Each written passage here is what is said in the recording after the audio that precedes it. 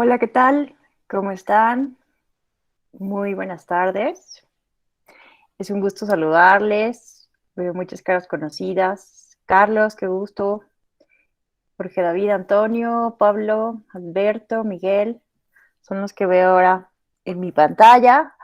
Pero bienvenidas, bienvenidos todos a eh, este módulo de nuestro diplomado Democracia Electoral Inclusiva. Nos toca ver en esta ocasión, vamos a ver 2 días, el día de hoy y el de mañana, el tema de los derechos político-electorales de las personas en situación de discapacidad o personas con funcionalidades diferentes, con capacidades distintas, ¿de acuerdo?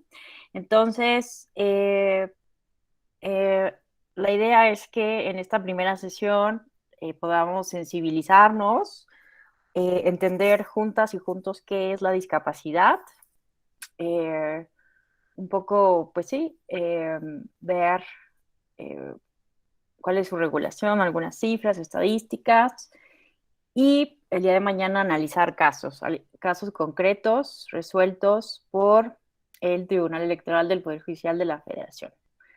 Entonces, pues vamos a empezar. Me presento. Mi nombre es Alejandra Tello y pues soy profesora investigadora de la Escuela Judicial Electoral. Algunos ya me conocen, otros no he tenido yo el gusto de conocerles, pero pues es todo un gusto. Y bueno, pueden llamarme Ale. En cualquier momento quien quiera participar puede pues levantar la mano o ponerlo en el chat, ¿de acuerdo? Alguna opinión, comentario. Entonces, pues vamos a empezar. Permítanme empezar a compartir la pantalla.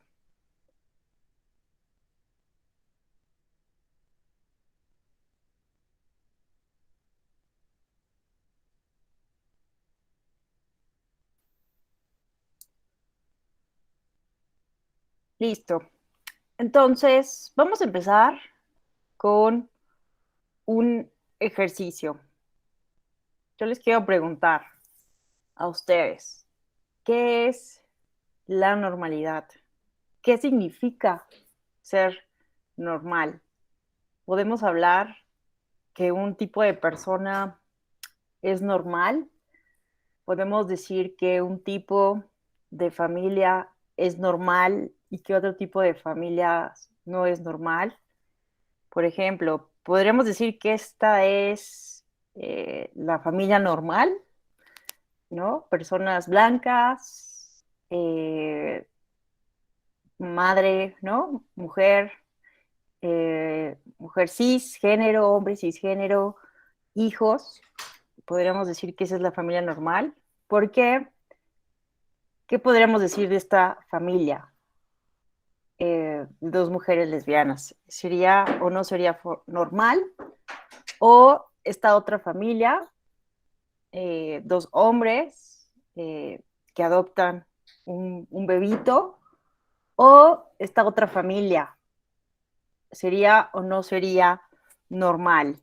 ¿No? Entonces, me gustaría escucharles sus puntos de vista al respecto. ¿Qué opinan ustedes acerca de esta idea, ¿no? De lo normal. No sé si alguien quisiera hacer algún comentario. Carlos, muy buenas tardes, qué gusto saludarte. Muy buenas tardes, maestra Alejandra, el gusto es mío. Buenas tardes, compañeras y compañeros. Pues eso de la normalidad, maestra Alejandra, pues es muy relativo, ¿no? Lo que para una sociedad es normal, para otras puede no serlo, puede ser anormal, puede ser atípico. Y el ejemplo que nos pones de otros núcleos familiares distintos al promedio de la familia o al que nos enseñaron que es la familia promedio de la pareja de dos mujeres con un bebé o dos hombres con un bebé, pues no quiere decir que no sean núcleos familiares, ¿no? Sino simplemente que salen, digamos, si utilizáramos una medición estadística, salen del estándar donde está la mayoría de la población, pero eso no los hace ni inferiores ni superiores, simplemente diferenciados, como si utilizáramos la teoría de conjuntos de matemáticas, es un conjunto diferente, pero es un conjunto, ¿no? Entonces, esto de la normalidad, me imagino que nos preguntas para provocar si consideramos normal o anormal, ¿no? Es normal para muchos, ¿no? Pero para otros, estos grupos familiares integrados por 2 varones, 2 mujeres y unos hijos, pues les parece anormal. Pero eso está cambiando, maestra, compañeras y compañeros, y hay una visión afortunadamente más incluyente, más humanizada de la convivencia entre los diversos, ¿no? Pero sí, efectivamente, la normalidad es un valor muy relativo y hay que fijarse en qué sociedad estamos hablando para conocer esos estándares de normalidad. Es cuanto, maestra Alejandra, un gusto. Muchísimas gracias, Carlos. Eh, Vamos a escuchar ahora, déjenme ver quién levantó antes la mano, a Luis Fernando, por favor. Hola, Ale, buena tarde y buena tarde a todos. Em, pues buena pregunta, ¿no? Para empezar, creo que estamos acostumbrados como sociedad precisamente a encuadrar, a estereotipar, a ver como cosas normales o personas normales y anormales, ¿no? Y si respondiéramos desde una generalidad, pues la gente habla de que lo normal es lo convencional, lo que forma parte del status quo, lo que es general, ¿no? Pero pues yo creo que en realidad la normalidad no, yo desde un punto de vista tal vez muy filosófico, la normalidad no radica en las generalidades, la normalidad no radica en que porque lo general es así, es normal, ¿no? Pues yo creo que más bien yo diría que nada es anormal y que todo es de alguna manera diverso, ¿no? Que todo tiene sus particularidades y que pues no es, nada es anormal, nada es anormal pues desde mi punto de vista, si lo vemos todo con los ojos de la diversidad o con el enfoque de la diversidad, pues todo sería normal. Muchas gracias. Al contrario, muchas gracias a ti, Luis Fernando. Qué gusto tener aquí a Juan Ignacio, porque Juan Ignacio, de hecho, ha escrito varios textos en Axis sobre este tema. Entonces, me parece muy importante que le escuchemos, porque creo que puede complementar mucho su punto de vista en estas 2 sesiones que vamos a tener. Juan Ignacio, te escuchamos. Sí, hola, ¿qué tal? Muchas gracias y muy buenas tardes a todas y a todos. Yo coincido mucho con lo que dice Carlos, efectivamente tiene que ver como con una estandarización de lo que hay, de lo que consideramos normal a partir de las generalidades, pero lo que a mí me digo, para ya no ahondar y en este mismo concepto ni remarcarlo, a mí lo que me gustaría plasmar en este momento es que nos cuestionemos a partir de qué elementos vamos a establecer nuestros criterios para considerar algo normal o anormal. Eso es lo que sí creo que deberíamos hacer como este ejercicio, a lo mejor desde lo individual, a preguntarnos, a ver, si yo veo una pareja de la diversidad sexual, ya sean hombres o mujeres o no, personas no binarias, ¿a partir de qué elemento lo puedo considerar como algo normal o como algo anormal? Y lo mismo con otro tipo de situaciones, ¿no? Que en estos momentos estamos viendo. Entonces, creo que ese es el motivo de la reflexión más que otra cosa, más que establecer qué sí y qué no, ¿no? Claro. Bueno, pues muchísimas gracias a Luis Fernando, a Carlos y a Juan Ignacio por participar. Me voy a permitir leer también los comentarios aquí en el chat de Miriam. Dice, todas las familias son normales debido a que cada familia tenemos nuestra normalidad o particularidad, además de los ejemplos que nos puso también, existen las familias divorciadas, claro, ¿no? Y podemos también hablar de familias interespecies, ¿no? Hay parejas que tienen perros, algunos les llaman perrijos, ¿no? Gatos, otro tipo de mascotas, conejos, no sé. Y tienen vínculos sentimentales muy profundos, ¿no? Como si es un miembro más de la familia, ¿no? Entonces, o personas solteras, mujeres que viven solas, hombres que viven solos, y no tendría por qué ser considerado esto algo anormal, ¿no? Porque como bien señala Juan Ignacio, todos estos parámetros a partir de los cuales históricamente hemos construido lo normal o lo anormal, pues al final del día, si analizamos la historia de la humanidad, son convencionalismos sociales, ¿no? Son estereotipos, son estigmas y como también lo dijo Carlos, al final de cuentas pueden ser completamente relativos y completamente arbitrarios, ¿no? Hace rato estaba viendo un video en YouTube de un youtuber que hace videos muy interesantes, así planteando cosas así, y, y tenía un video, ¿no? ¿Qué es lo normal? Y justo él señala que no existe y su video empieza, ¿no? Diciendo lo que es normal para la araña, que teje esto de la araña, pues va a ser un caos para la mosca, ¿no? Que va a quedar ahí atrapada en la telaraña, ¿no? Entonces, incluso para el reino animal, desde el punto de vista biológico, pues la normalidad llega a ser bastante relativa. Arcelia Velasco nos dice, una situación es normal, lo es para un grupo o tipo de personas, sin embargo, para otros es anormal.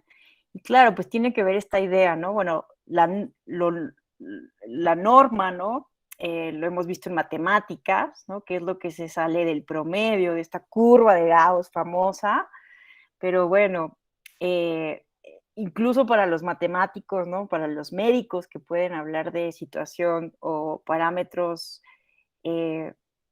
normales del cuerpo humano, pues solamente son números estandarizados, pero igual, ¿no? Pueden llegar a ser bastante relativos. Y también tiene que ver, ¿no? Con las normas sociales, con lo que en un determinado momento un grupo social pues se entiende como la norma, ¿no? Como el parámetro de lo ideal, de acuerdo a concepciones antropológicas, religiosas, etcétera, de la realidad, ¿no? Etni López López nos dice, acorde al prototipo de familia, de acuerdo a nuestros antecedentes, consideramos como normal hombre, mujer e hijos, pero en la actualidad puede ser normal cualquier tipo de familia, claro. Y finalmente Miguel Alejandro Sánchez Díaz nos dice, lo normal es lo comúnmente aceptado por la mayor parte de la sociedad. Todo es normal, depende de la óptica cultural con que se mire. Lo importante es la tolerancia y la inclusión. Pues bueno, muchísimas gracias a todos. Creo que con esto podemos, ¿no? Empezar a introducir el tema de las personas en situación de discapacidad o situaciones o personas con funcionalidades, capacidades distintas. Vamos a justo a ver cómo ha evolucionado la manera en cómo hemos tratado el tema de la discapacidad a lo largo de la historia. Luis Fernando, levantaste la mano, te escuchamos. Sí, maestra, perdón, pero siempre conforme a la evolución del concepto de la discapacidad eh, eh, anteriormente mucho pues se usaba el término de capacidades diferentes o capacidades especiales, pero conforme a la evolución del trato a la discapacidad, conforme al modelo social, quedó como pues usar, ¿no?, el término persona con discapacidad. Se ha señalado últimamente mucho un término que aún no es aceptado por la comunidad con discapacidad, el término diversidad funcional, pero el término que predomina hasta ahorita es persona con discapacidad. Nada más quería como que mencionar eso, gracias. Sí, muchísimas gracias por esta precisión. Vamos a escuchar a Juan Ignacio a ver qué nos retroalimenta con este concepto. Te escuchamos, Juan Ignacio. Sí, gracias. Digo, nada más para comentar un poco a Fernando. Se entiende efectivamente que el término correcto dentro del colectivo aceptado es persona con discapacidad y no, incluso no discapacitado, alguna otra cosa así, porque se antepone la persona a la condición. Sin embargo, sociológicamente, yo trato de entender un poco este cambio de término, de hablar de un poco de capacidades especiales o de alguno, o en ese sentido, porque también creo que sí existe un consenso de lo cruento que implica el término discapacidad, ¿no? O sea, de hecho, el prefijo dis es negar la capacidad. Entonces, cuando estamos hablando de persona con discapacidad, estamos refiriendo a una persona sin capacidades. Entonces, a veces se puede entender un poco lo cruento de esta situación y nos llama a suavizarlo un poco socialmente, ¿no?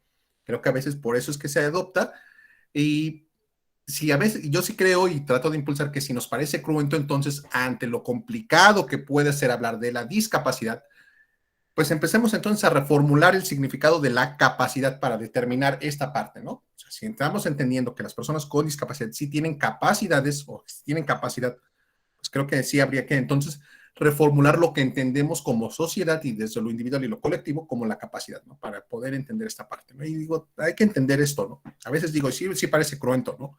Pero sí creo que hay que ser un poquito flexibles en entender el por qué se llega a cambiar a veces los términos, aunque sean de manera incorrecta, ¿no? O se puede entender eso.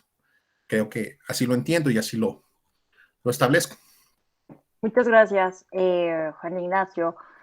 Efectivamente, ha habido, ¿no? Debates en torno a cuál es el término correcto para referirnos a las personas de estos colectivos, ¿verdad? En estas situaciones. Definitivamente, bueno, es imprudente, incorrecto y muy desconsiderado, como dijo Juan Ignacio, cruento, ¿no? Es decirles discapacitados, ¿no? Um, lisiados o este tipo de adjetivos que históricamente hemos usado por desconocimiento y de manera despectiva, ¿no? La idea de hablar justo de con capacidades diferentes o diversas o funcionalidades diversas, justo tiene que ver un poco con lo que dice Juan Ignacio, porque se ha considerado por los estudios sociológicos, ¿no? Que el capacitismo es una ideología predominante en la sociedad que sostiene que solamente ¿no? que tener las capacidades productivas que demanda la sociedad desde la revolución industrial es lo normal o lo óptimo, ¿no? Entonces, quienes están fuera de este capacitismo como ideología hegemónica de la sociedad, es decir, ¿no? Las personas discapacitadas, pues están fuera de este rango, ¿no? De esta ideología. Entonces, por eso ha surgido de nuevo, ¿no? Este debate de si las llamamos personas con discapacidad, porque justo, ¿no? Esta ideología del capacitismo. Pero creo que tiene mucha razón Juan Ignacio, en que debemos de debatir, ¿no? Entonces, ¿cuál es el término adecuado? Bueno, veo que levantaron de nuevo la mano, en un momento. Yo la volví a levantar, maestra. Luis Fernando, te escuchamos. Sí. Sí, perdón que me vuelva a meter, bueno, pues no generando ni polémica ni debate.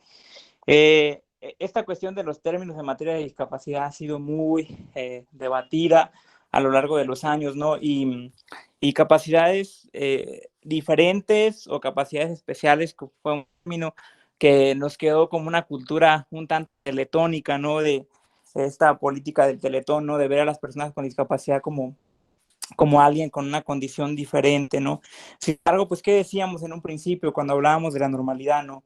De que, ¿por qué clasificar en diferencias si finalmente todos tenemos diferencias?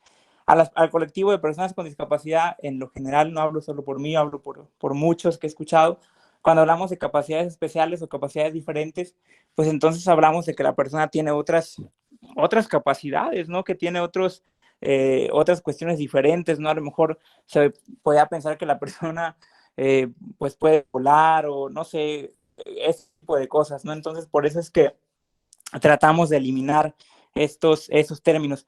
Ahora bien, discapacidad es un término que se usa porque a fin de cuentas no es malo, porque yo como persona, por ejemplo, yo soy persona con discapacidad visual, ¿no? Como persona con discapacidad visual reconozco que tengo una discapacidad, reconozco, y la misma Convención de Personas con Discapacidad lo establece, ¿no? Que hay a lo mejor alguna limitación. Ahora, si hablamos de discapacitado, ahora sí hacemos referencia a que la persona no es capaz de nada, pero si reconocemos que tiene discapacidad, pues sabemos que hay a lo mejor alguna limitación, pero no en toda la persona, ¿no? Entonces, por eso es que se rechaza un poquito el término de capacidades especiales. Incluso hay una recomendación del Comité de Derechos Humanos que hizo en 2014 a México, donde pidió eliminar esta cultura teletónica y pues vendernos como personas con capacidades especiales o capacidades diferentes. Ya, eso era todo. Gracias. Sí, Luis Fernando, tienes mucha razón, ¿no? Porque justo este término de capacidades especiales, sobre todo, ¿no? Pues al final del día sí tiene este efecto de segregación, ¿no? De diferenciación, de excluir, ¿no? De marcar esta diferencia como fuera de un parámetro de lo normal. Y pues sí, al final del día, tiene razón Luis Fernando, en el sentido de que la misma convención internacional, ¿verdad? De la que proclamó la Organización de las Naciones Unidas en 2006, ¿no?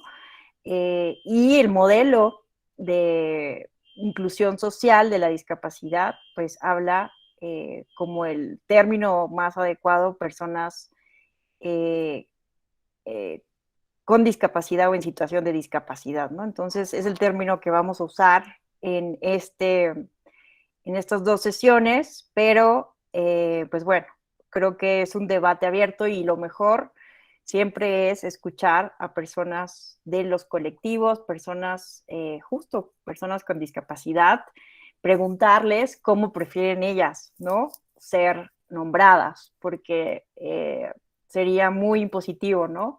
Que desde el punto de vista académico, desde el punto de vista, no sé, de la percepción subjetiva de alguien que no pertenece a, a estos colectivos, imponer, ¿no? Lo que creemos mejor para las personas.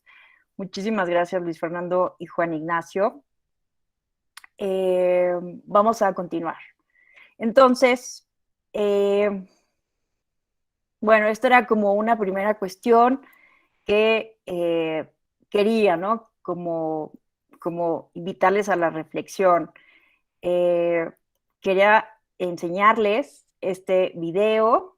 Vamos a ver parte de este video de Amanda Bax, que se llama In My Language. Es un video muy importante para cuestionar la idea justo de la normalidad, ¿no? De cómo las personas asumimos que hay una manera normal de comunicarnos, una manera normal de interpretar el mundo, una manera normal de actuar. Amanda Bax es una activista autista que pues justo hizo este video tratando de enseñar la manera en cómo ella se comunica, ¿no? Y percibe el mundo. Vamos a ver algunos minutos, no lo vamos a ver completo, pero me gustaría que lo viéramos.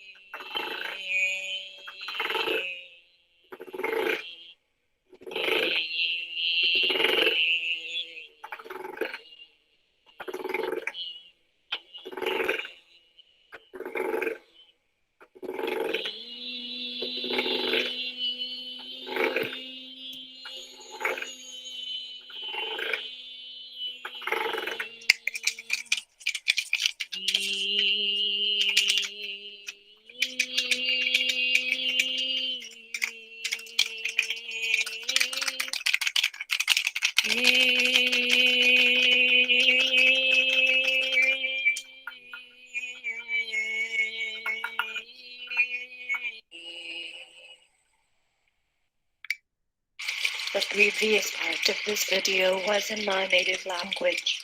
Many people have assumed that when I talk about this being my language, that means that each part of the video must have a particular symbolic message within it, designed for the human mind to interpret.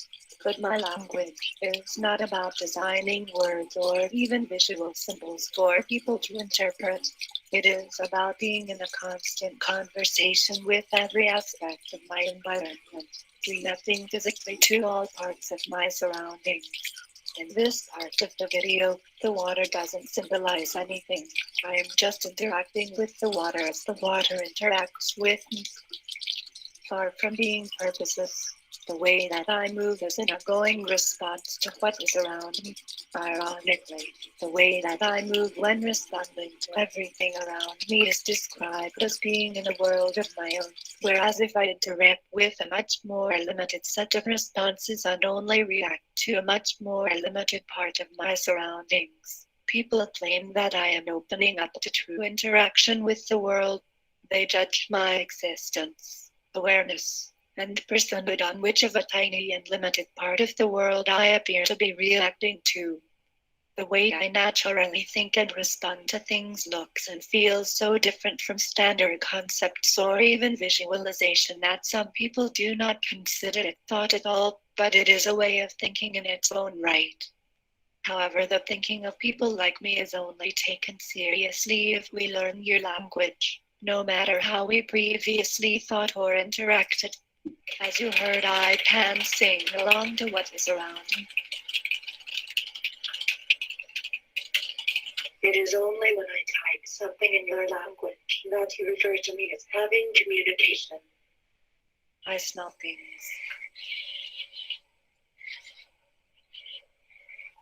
I listen to things.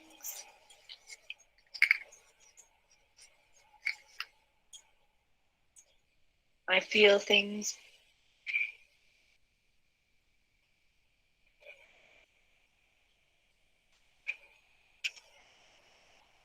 I taste things.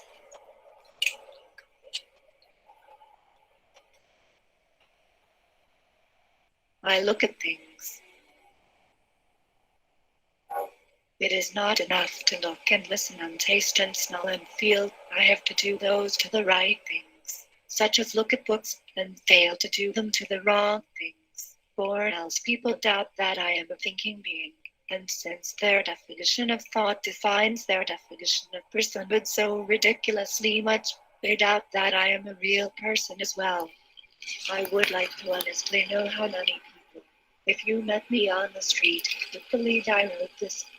I find it very interesting, by the way, that failure to learn your language is seen as a deficit. But failure to learn my language is seen as so natural that people like me are officially described as mysterious and puzzling, rather than anyone admitting that it is themselves who are confused, not autistic people or other cognitively disabled people who are inherently confusing. We are even viewed as non-communicative if we don't speak the standard language. But other people are not considered non-communicative if they are so oblivious to our own languages as to believe they don't exist. In the end, I want you to know that this has not been intended as a voyeuristic freak show where you get to look at the bizarre workings of the autistic mind. It is meant as a strong statement on the existence and value of many different kinds of thinking and interaction in a world where how close you can appear to a specific one of them. Bueno, pues este video, como mencionábamos, es de una activista, Amanda Bax, que bueno, falleció en 2020, pero ella era bloguera y activista de las personas dentro del con autismo, ¿verdad? Y, déjenme ampliar. Determines whether you are seen as a real person. Y es muy interesante, ¿no? Lo que podemos observar en el video. En un primer momento ella está interactuando con el mundo simplemente, ¿no? Muchas personas, ella dice, ¿no? que está diciendo que está representando algo simbólico o con la finalidad de que los demás interpreten, pero para ella eso es como algo agresivo, ¿no? Asumir esta posición y el hecho de que ella no logre comunicarse como nos comunicamos, ¿no? La mayoría de la población, ella lo ve como un déficit, bueno, ella señala, ¿no? Que justo las personas lo vemos como un déficit cuando el hecho de que las personas no entendamos su lenguaje, su comunicación, en realidad lo vemos como algo muy natural, ¿no? Entonces, ¿por qué hacemos estas diferenciaciones, ¿no? Eh, bueno, esto es algo que quería mostrarles. Bueno, y luego creo que también acerca, ¿no? De hablar de la normalidad, de los déficits, de qué es déficit y qué es entonces un superávit, nos lleva a hablar también del concepto de la interseccionalidad, que este concepto fue acuñado por Kimberly Crenshaw en 1989 a través de un artículo que publica en la Universidad de Chicago, y ella definió justo la interseccionalidad como el fenómeno por el cual cada individuo sufre opresión u ostenta privilegio en base a su pertenencia a múltiples categorías sociales. Entonces, aquí tenemos una gráfica en donde podemos ver, ¿no? Esta línea morada que podría fungir, ¿no? Como ese parámetro impuesto por la sociedad de lo que es lo normal. Y entonces, estas imágenes nos sirven para comprender este concepto de la interseccionalidad, diferentes categorías sociales que dependiendo de dónde nos encontremos o dónde se encuentre el individuo, puede ser objeto de privilegios o de opresión y de resistencias. Y hay diferentes cruces, ¿no? En el que un individuo, grupos o colectivos pueden ser objetos. Entonces, en la parte superior vemos, ¿no? Que la parte del privilegio, ¿no? Traduciéndolo a la primera pregunta, ¿no? De la normalidad, pues estarían por estos estereotipos y por estas ideologías históricamente hegemónicas, el hombre masculino, ¿no? En el generismo encontramos, ¿no? Al hombre masculino, a la mujer femenina, todo lo que se sale de eso es anormal, ¿verdad? Por estas categorías. El androcentrismo, ¿no? Todo verlo desde el punto de vista del hombre, ¿verdad? Hace poco revisaba yo mi tesis de licenciatura y me horroricé porque yo, que soy mujer, cuando me gradué hice una tesis donde todo hablo, ¿no? En vez de decir el ser humano o los hombres y las mujeres, por la humanidad, hablo, ¿no? Del hombre a cada rato y me horroricé, la verdad. Entonces, todavía tenemos, ¿no? Esta visión androcéntrica muy fuerte en la sociedad, aunque, pues, gracias, yo pienso que a la interconectividad hemos estado acelerando el aprendizaje social y ya es más, resalta más, ¿no? Cuando las personas no estamos utilizando un lenguaje inclusivo. Racismo, ¿no? Las personas blancas, ¿no? Históricamente desde el punto de vista de los procesos de colonización, también han estado arriba de esta línea del privilegio. El eurocentrismo, también, ¿verdad? La historia de la humanidad la vemos a partir de la historia de Europa, ¿verdad? También la teoría del derecho, la teoría política, la sociología, la estudiamos prácticamente a partir de autores europeos. El heterosexismo, ¿verdad? Es que lo normal para estas ideologías es ser una persona heterosexual.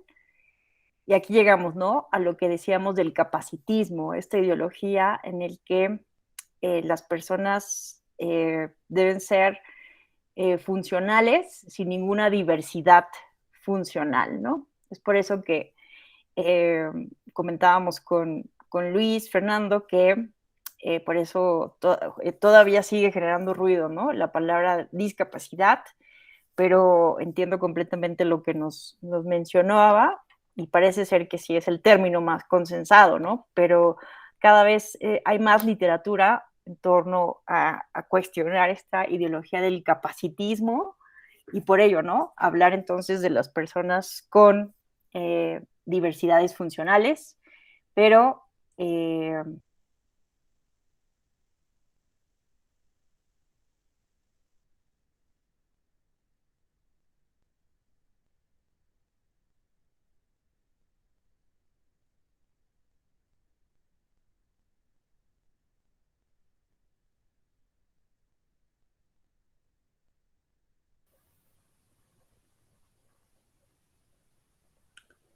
Maestra, dejamos de escucharla.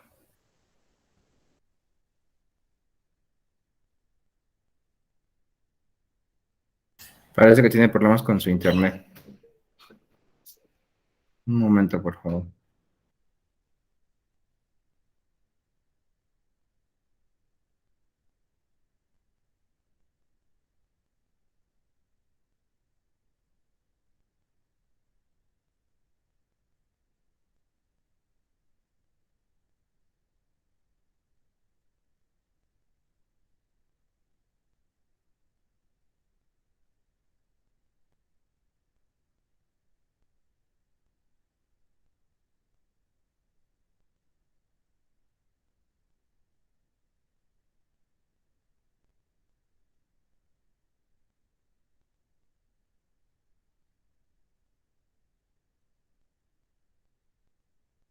Un momento, por favor.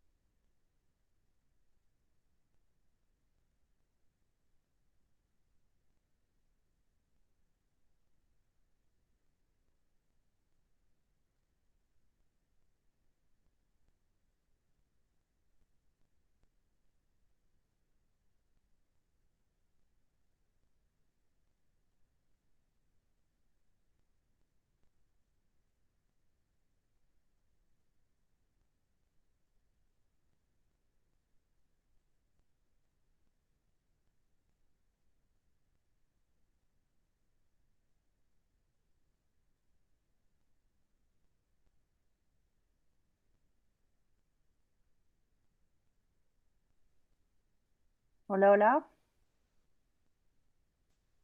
Ya te escuchas. Muchísimas gracias. Una disculpa. Se perdió la señal de internet. ¿Están viendo mi pantalla o ya no? Ya no. Sí, ¿Sí la ven?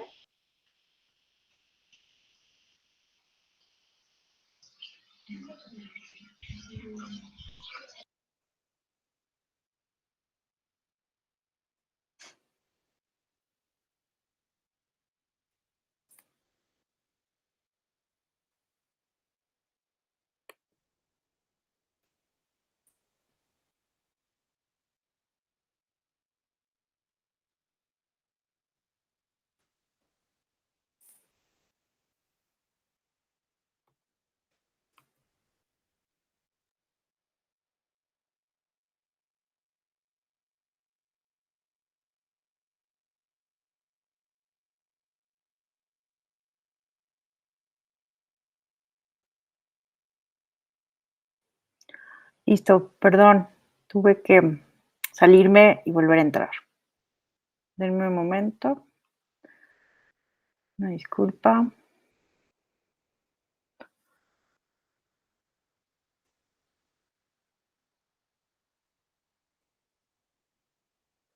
Listo. Ahí estamos. Listo, entonces, ¿no? Hablábamos de las categorías de privilegio, el sesgo de clase, ¿no? Hay exclusión, segregación, discriminación y violencia para ciertas clases sociales y privilegio, ¿no? Para las clases medias y altas. Los sesgos del lenguaje se considera, ¿no? Que si eres hablante de inglés y sobre todo nativo, estás dentro de la categoría del privilegio, colorismo, de tez clara pálida, opresión religiosa, la religión mayoritaria, ¿no? Dependiendo en dónde estemos, y el pronatalismo, ¿no?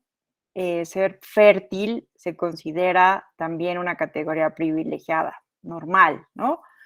Y entonces, todo lo que esté debajo, por esta línea de lo normal, por decirlo de alguna manera, es entonces una categoría de opresión y de resistencia. Ser una persona infértil o estéril, de religión minoritaria, tez oscura, inglés como segundo idioma o no hablarlo, o hablar un idioma indígena también, ¿verdad? Clase trabajadora, empobrecida, no atractivo, vieja, analfabetos, sin credenciales, personas con discapacidad funcional, con diversidad funcional, personas de la comunidad LGBTIQ+, bueno, más, no europea, racializada, mujer y otras identidades, ¿no? Como pertenecer a, pues, no binarismo de género. Entonces, bueno, esto pues tiene como propósito, ¿no? Que cuestionemos entonces cuáles son estos estándares, ¿no? A los que Juan Ignacio nos invitaba a cuestionar, a partir de los cuales entonces analizamos lo que es normal o lo que entonces no es normal. Y pues bueno, porque al final del día vivimos rodeados de diferentes estereotipos, diferentes prejuicios que se vuelven peligrosos cuando limitan, obstaculizan los derechos humanos, el desarrollo de la personalidad y una vida digna.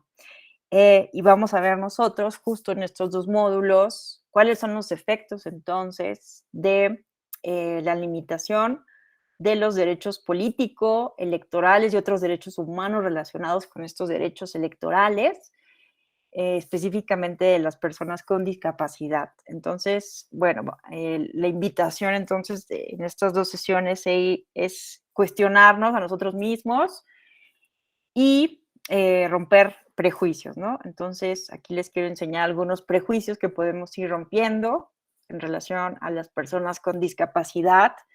¿Qué discapacidad no puede tener un fotógrafo? ¿No?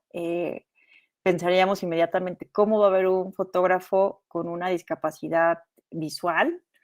Entonces, existe, ¿no?, la colectiva internacional de fotógrafos ciegos. ¿Qué discapacidad no puede tener un arquero? Podríamos pensar que tendría que tener, ¿no?, todas sus extremidades para poder, al menos los brazos, para poder lanzar flechas, ¿no? Y aquí tenemos un caso que rompe este prejuicio, esta idea, esta limitación. Matt Stutzman es un arquero sin brazos. ¿Qué discapacidad no puede tener un músico? Evelyn Glennie es una percusionista sorda, ¿no? Y bueno, tenemos el caso también de Beethoven, que fue perdiendo la audición y fue uno de los grandes compositores de todos los tiempos. ¿Puede una persona con discapacidad intelectual ejercer cargos políticos? Bueno, aquí tenemos, ¿no? Hay muchos prejuicios en torno a la discapacidad intelectual, que además es confundida constantemente con la discapacidad mental, psicosocial, que ahorita vamos a ver las diferencias, pero pues Ángela Bachiller, persona con síndrome de Down, fue concejala en Valladolid, ¿no? A ver, veo que alguien levantó la mano. Juan Ignacio, te escuchamos. Sí, digo, antes de que se me vaya, ahorita que pusiste el ejemplo de Ángela Bachiller como concejala y que desempeñó un cargo político, me parece que esto va dirigido realmente a las personas que promueven la existencia de la... Ay, se me fue ahorita el término. De la... Ay, se me fue... Ay, se me fue el término. Se me fue el término, pero sí creo Explícalo. que no, se me fue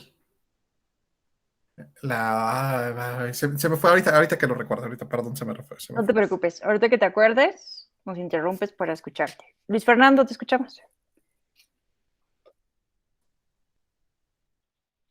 Gracias. Sí, nada más para comentar en cuanto a esto precisamente de los estereotipos, ¿no? Como usted lo está mostrando con los ejemplos, ¿no? De que, pues, pareciera que, o la sociedad pudiera pensar que alguien con discapacidad auditiva no, pues, no se va a dedicar a la música, ¿no?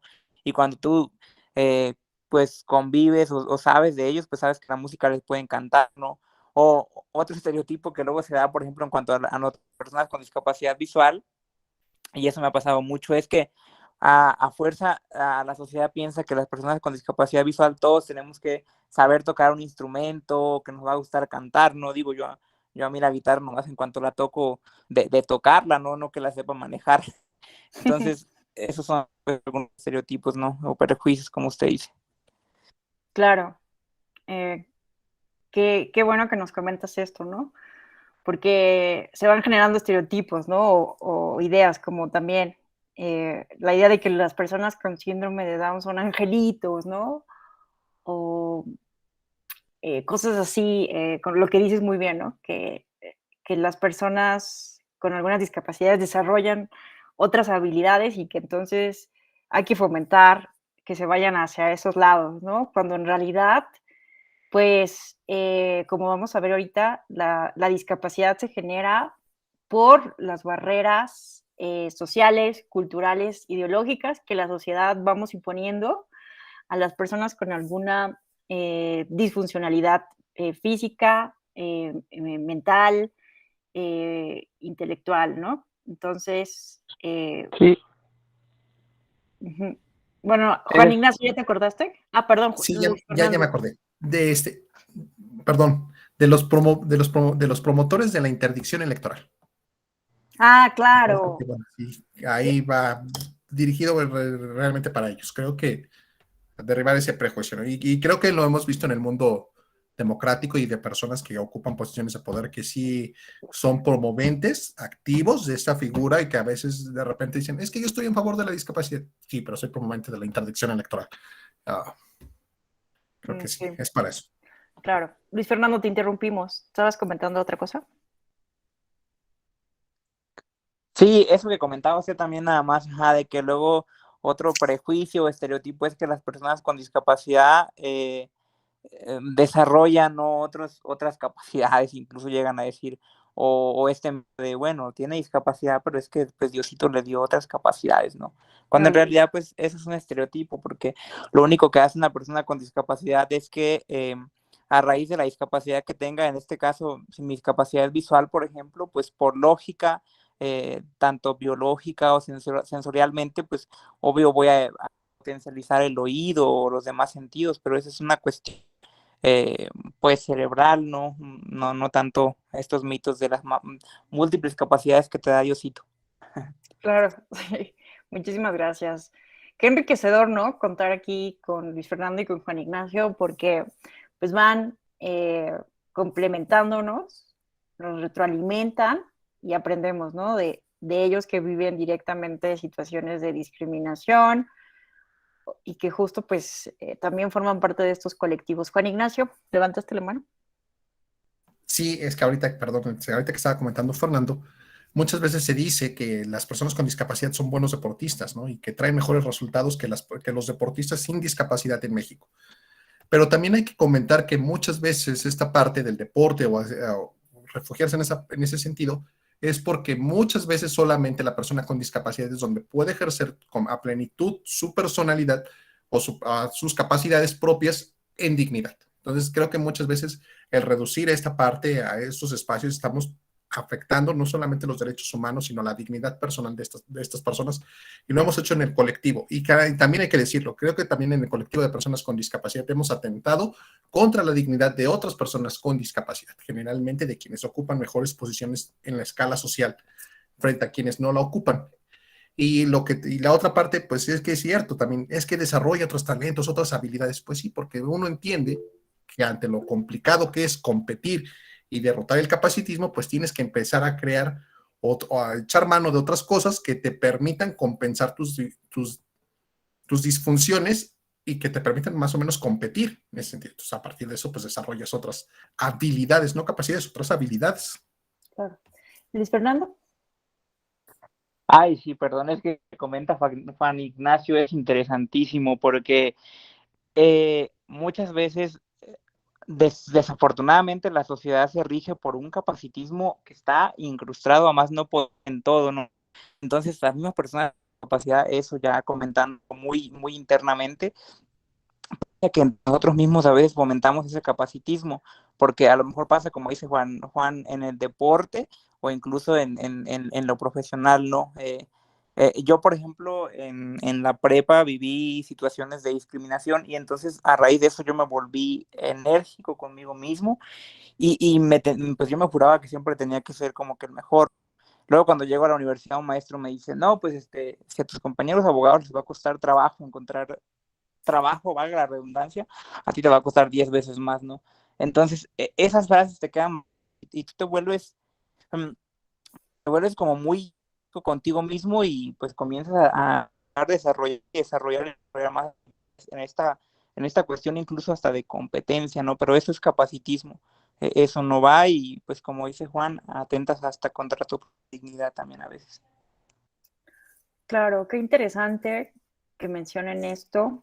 Y me recuerda un poco, si me permiten la analogía, con lo que a veces pasa con el feminismo, ¿no? Muchas veces pues se dice es que como una mujer puede llegar a ser machista, pero justo pasa, ¿no? Que mujeres que han logrado entrar al mundo machista, patriarcal, pues también replican, ¿no? Ciertos estereotipos y ciertas ideas que desfavorecen o que contribuyen a la visión estereotipada de las mujeres, ¿no? Entonces, pues sí, puede pasar en todos estos grupos sociales o individuos reforzar estas ideologías porque logramos entrar a zonas de privilegio, ¿no? Entonces, pues sí, qué interesante que nos compartan esto Luis Fernando y Juan Ignacio. Y sobre la interdicción, este juicio, ¿verdad?, de interdicción contenido en la legislación mexicana, en el Código Civil, pues es muy importante la lucha que hay detrás, porque pues el juicio de interdicción tiene como finalidad, ¿verdad?, quitarle básicamente la capacidad jurídica, la capacidad de tomar sus propias decisiones a las personas con discapacidad, ¿verdad? Entonces, es muy cuestionable que se garanticen estas garantías mínimas del debido proceso en estos juicios de interdicción, los parámetros que se toman para establecer la capacidad mental de las personas. Entonces, es contrario ya, ¿no? A, pues, la idea, la legislación internacional en materia de derechos humanos, en el sentido de que las personas con discapacidad deben ser capaces de tomar sus propias decisiones y en última instancia ser asistidos por algún representante legal como lo haría cualquier otra persona, ¿no? Entonces, vamos a ver que pues esto es un tema muy importante justo para el ejercicio pleno de los derechos político-electorales, ¿no? Garantizar que las personas con discapacidad puedan ejercer plenamente su derecho a participar en la vida pública del país. Luis Fernando. Perdón, me va a disculpar otra vez, pero aquí vengo. El tema de la capacidad jurídica es todo una situación todavía que en México nos quedamos cortos desde hace ya pues, muchos años, desde la convención, ya en la convención de las personas con discapacidad, en la convención internacional, en el artículo 12, si mal no recuerdo, se establece este derecho a la capacidad jurídica que implica que la persona con discapacidad va a acceder a la justicia, en todo tipo de justicia, incluida la electoral, ¿no? En igualdad de condiciones y con esa capacidad de poder tomar sus decisiones, ¿no? Sin embargo, en México, pues en la mayoría de sus leyes y sus códigos todavía no se ha ajustado esta disposición a la convención y todavía se sigue hablando de interdicción, de la persona discapacitada, de la persona incapaz. Entonces, hace poco, justo hace poco, hubo un caso muy interesante que llegó al Comité de Derechos de las Personas con Discapacidad, que es el caso Arturo Medina Vela, porque precisamente por no respetar la capacidad jurídica de las personas con discapacidad, pues a él se le violentaron muchísimos derechos, porque no se le dio la oportunidad ni siquiera de defenderse en un juicio, ¿no? Simplemente lo interdictaron, lo metieron a una clínica de asistencia, como, pues sí, como para discapacidad mental, y pues luego pasó ahí 4 años, y fue todo un tema, ¿no? Y recientemente apenas el Estado mexicano acaba de reconocer que se le violentó el derecho a la capacidad jurídica.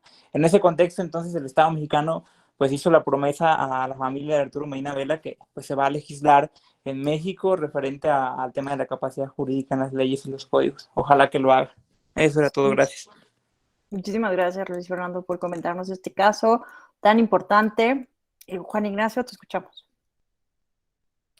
Sí, porque complementando lo que dice Fernando, porque lo que hemos venido adoptando en la práctica jurídica es a la interdicción como la sustitución de la capacidad de la persona, no como un mecanismo complementario o auxiliar, como debería de ser, sino sustitutivo. Entonces eso me parece que es peligroso. No veo a veces mucha buena voluntad para impulsar un mecanismo de cambio. Eso me genera a mí esas dudas, pero espero que en foros como este y en módulos como otros que implementa la Escuela Judicial empecemos a sembrar esa cultura, ¿no? Para poder dimensionar a la interdicción como lo que debe de ser y no como un sustitutivo. Y ahorita que dice Marisa, dice que se adoptan prácticas desde el privilegio, pues sí, efectivamente, desde el privilegio se adoptan estas prácticas y es mucho más sencillo convivir con la discapacidad desde la clase media que desde la clase baja. Claro. Pues eso sí es. Sí, hay otra análisis, ¿no? De interseccionalidad muy importante e interesante. Muchas gracias, Juan Ignacio y Luis Fernando. Todavía hay muchísimo trabajo por hacer para garantizar plenamente los derechos humanos de las personas con discapacidad, ¿no? Entonces, gracias por traer a colación estos temas. Bueno, ¿no? Entonces, decíamos, ¿puede una persona con discapacidad intelectual ejercer cargos políticos? Por supuesto, ¿no? Ángela Bachiller, decíamos, es una persona con síndrome de Down que fue concejala en Valladolid. Y también hay un magistrado electoral en la Ciudad de México que tiene Asperger y pues no tiene por qué limitar su capacidad intelectual para tomar decisiones jurídico-electorales, ¿no? Entonces, se llama Armando Hernández y justo él ha promovido una asociación de los derechos de las personas con Asperger. Pueden votar las personas que están internas en psiquiátricos, cientos de personas internadas en neuropsiquiátricos votan en el Hospital Borda, ¿no? Esto es un ejemplo. Entonces, con estos ejemplos buscamos un poco cuestionar estos estereotipos para que cuestionemos todo lo que creemos saber en torno a las personas con discapacidad. Pero entonces, ¿qué es la discapacidad? Vamos a ver que han existido diferentes enfoques, concepciones en torno a lo que es la discapacidad. Vamos a hablar de 3 modelos: el modelo eugenésico o de la prescindencia, el modelo rehabilitador y el modelo social o de inclusión de derechos humanos, ¿no? El eugenésico o el de la prescindencia tiene que ver con la idea que las sociedades humanas teníamos a partir de las sociedades incluso nómadas hasta la Edad Media, prácticamente durante toda la Edad Media, de ver a las personas con discapacidad como un castigo divino o como un hecho sobrenatural, pero definitivamente era concebida la discapacidad como una cuestión negativa. En Esparta, por ejemplo, se practicaba el infanticidio de niñas y niños con diversidad funcional congénita, a fin de mantener esta idea que ha hecho tanto daño a la humanidad de la raza pura, ¿no? Se ha pensado que las personas saludables, ¿no? De estas ideas de lo que es lo saludable, son entonces más puros en cuanto a la raza, como si se pudiera hablar entonces de razas humanas. En Atenas se dejaba al recién nacido en una vasija de barro donde podía morir. Incluso también, ¿no? Desde las ideas de quienes han sido los grandes filósofos de Occidente, encontramos ideas, ¿no? negativas en torno a la discapacidad. Platón consideraba necesario eliminar a los débiles y a los deficientes, ¿no? No podíamos pensar en ellos como parte de estos guerreros o los filósofos reyes de la República. Sócrates recomendaba vigilar la descendencia propia para criar solamente a quien valiera la pena, y Aristóteles exhortaba a no criar a ningún hijo defectuoso, pero al mismo tiempo pedía consideración por los mutilados o ciegos producto de la guerra, ¿no? Ahorita vamos a ver que la guerra, la Primera Guerra Mundial, justo va a ayudar a cambiar el paradigma en torno a la discapacidad, no en el mejor sentido, pero es un avance. ¿Qué más? Durante la Inquisición, por influencia del cristianismo, ¿verdad? Se exterminaba a las personas con discapacidad. Se pensaba que eran hijas del pecado, obras del demonio, e incluso si leemos algunos pasajes de la Biblia, muchos momentos, pasajes bíblicos hacen referencia a personas dementes con demonios. Y bueno, cuando se hace una interpretación hermenéutica, histórica de estos pasajes bíblicos, pues muchas veces observamos que en realidad eran personas con alguna enfermedad psiquiátrica o psicológica, ¿no? Y que entonces, pues en la antigüedad no había estos conocimientos de las enfermedades psicológicas, y entonces, pues se les relacionaba con el demonio, con Satanás, con el pecado, ¿no? A ver, espérenme, escuché que alguien levantó la mano o pusieron un mensaje en el chat. Marisa Otero comenta: me quedé pensando lo que dijo de los angelitos. Todavía se escucha seguido que se les dice a las chicas embarazadas que si el niño viene bien, y lo pone entre paréntesis, o viene mal, perdón, entre comillas, es que es un reto o una bendición. Todos los niños son un reto, no parece, pero cómo dañan esas costumbres. Claro, totalmente de acuerdo contigo, Marisa, ¿no? Y utilizamos estos parámetros, ¿no? Yo empecé la sesión hablando de la normalidad, pero también nos hacemos ideas sobre lo bueno y lo malo, ¿no? Si viene bien o viene mal el niño, cosas así. Totalmente de acuerdo contigo, Juan Ignacio. Sí, pero ahorita, antes de que se vaya, ahorita lo que comenta Marisa, todavía incluso, sí, por eso digo que es muy pronto hablar del término ya como discapacidad en ese sentido, porque cuando tienes esta diversidad funcional de alguna manera y todavía eres enfermizo, todavía es casi como algo todavía peor, ¿no? O sea, porque dices, bueno, puede tener a lo mejor le faltó un dedo, ¿no? O una mano, ¿no? Pero viene sanito, ¿no? O sea, no es enfermizo, ¿no? O sea, como que dentro de lo malo, lo menos malo, ¿no? Entonces sí hay, pero es un asunto cultural. Y ahorita que estabas hablando de este modelo de prescindencia, pareciera que hubo un consenso, ¿no? A nivel social antes de que, bueno, vamos a repartirnos esta funcionalidad y como todos nos necesitamos, entonces unos hacen una cosa y otros hacen otra cosa. Y estas personas que no pueden hacer ni lo uno ni lo otro, entonces vámonos para afuera, ¡pum! Entonces así Claro. como que, ¿y a partir de qué, no? Sí, eso ha durado muchos años ya. Claro. Sí. La división social del trabajo ha tenido que ver, ¿no? Con esta exclusión, ¿no? Si la persona no me es funcional para realizar las tareas más importantes de la sociedad, lo que se considera como importante desde un punto de vista o desde un rol, pues por eso, ¿no? Se le ha buscado eliminar, segregar, apartar. Luis Fernando.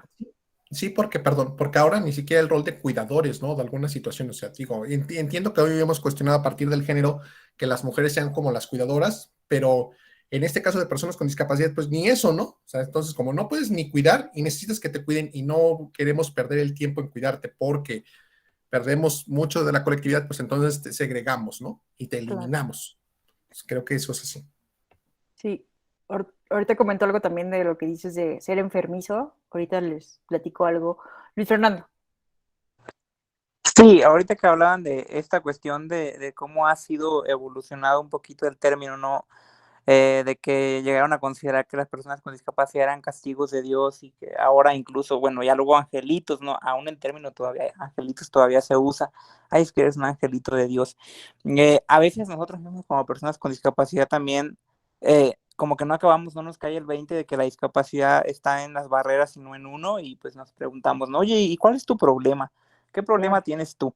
Entonces eso está mal porque pues ya conforme a este modelo social la discapacidad, como digo, está en las barreras, ¿no?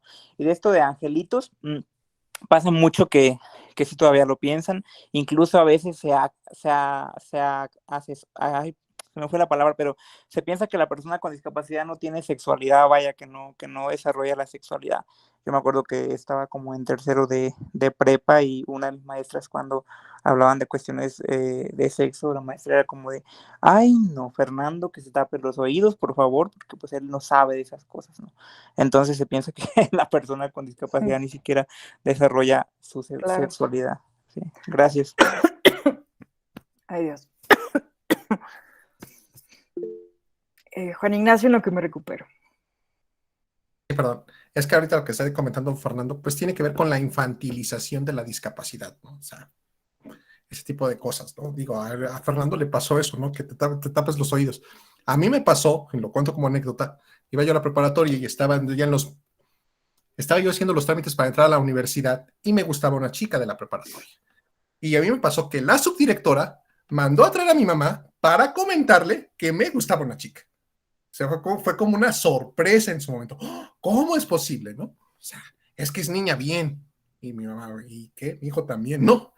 Pero sí, o sea, a ese grado te enfrentas. Digo, yo hoy, en ese momento, pues hace muchos años, me molesté, ¿no? Era una invasión a mi intimidad. Hoy ya me da risa, pero a esos extremos llegamos. O sea, sí se da esa parte, ¿no? Pero sí, ahora da risa, pero sí se da.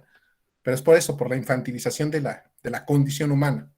Claro, y qué importante que mencionen esto porque cuántas violaciones a los derechos humanos de las personas con discapacidad hay por estas ideas, por estos prejuicios. O sea, he leído algunos testimonios y las personas con discapacidad se quejan, ¿no? De que, por ejemplo, no los dejan a solas con sus novios, o incluso no los dejan casarse, tener parejas, o o, o como en tu caso, Juan Ignacio, que nos cuentas, los cuidadores no respetan el derecho a la privacidad de las personas con discapacidad y cuentan sus intimidades o sus problemas personales como si fueran niños o como si fueran personas sin capacidad cognitiva racional, ¿no? Eso es muy, muy grave.